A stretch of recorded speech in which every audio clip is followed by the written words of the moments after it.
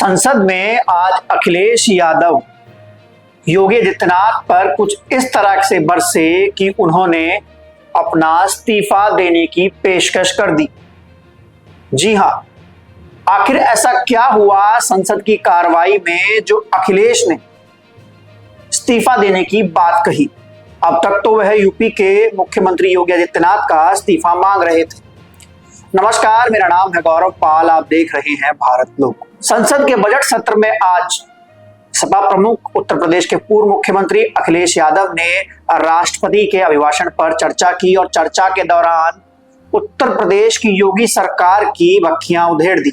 जी हां, अखिलेश यादव ने महाकुंभ के आयोजन और कुंभ में मची भगदड़ की बात को लेकर लोकसभा में कई सवाल पूछे।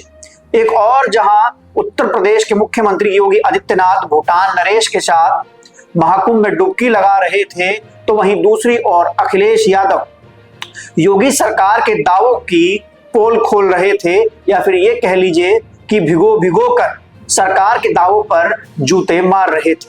जी हां, अखिलेश यादव ने कहा कि सरकार ने भगदड़ के आंकड़े छुपाए हैं, मिटाए हैं और जो पूर्ण आंकड़े हैं उनको जारी नहीं किया है।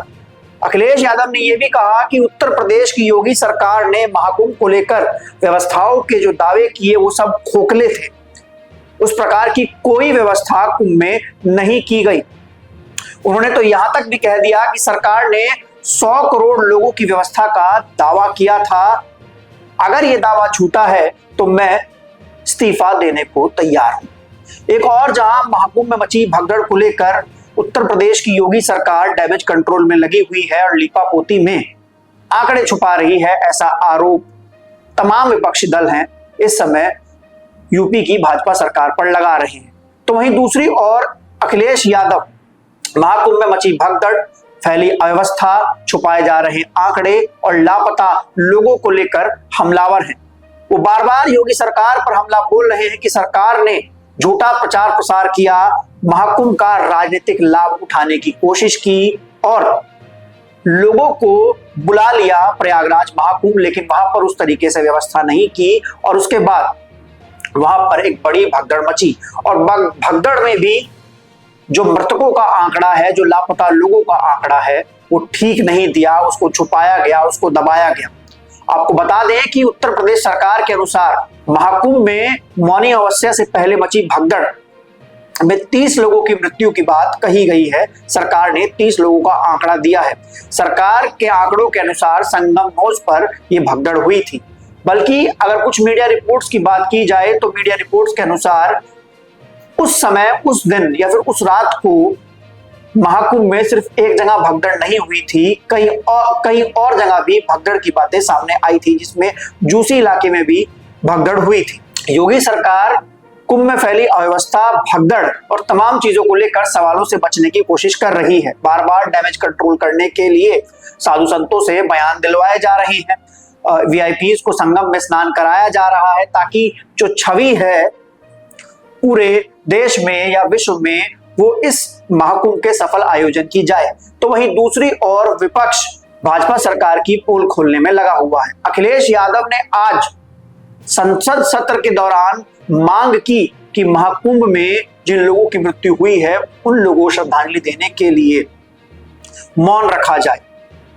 मतलब अखिलेश यादव यूपी का वो मुद्दा संसद तक ले आए हैं और यहां पर मौन रखवाने की बात कर रहे हैं। तो जाहिर तौर पर अखिलेश यादव जो श्रेय भाजपा लेना चाहती है सफल महाकुंभ आयोजन का, उसको लेकर कहीं ना कहीं भाजपा को घेरते हुए नजर आ रहे हैं और भाजपा सरकार की पोल खोल रहे हैं।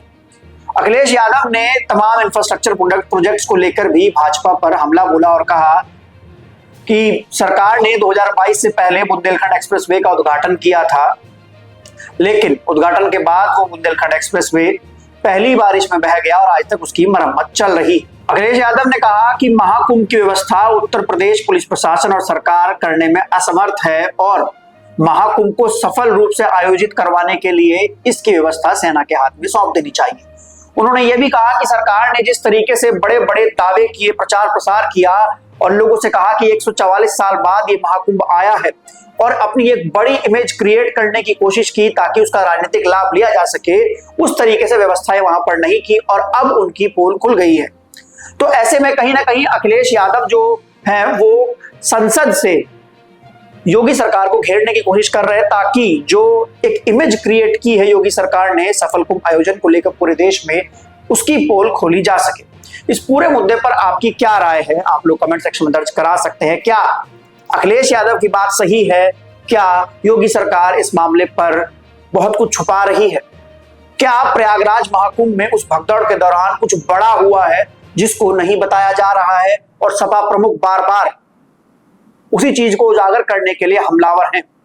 इसको लेकर आप क्या कहते हैं, आप लोगों की क्या राय है, आप लोग कमेंट सेक्शन में दर्ज करा सकते हैं।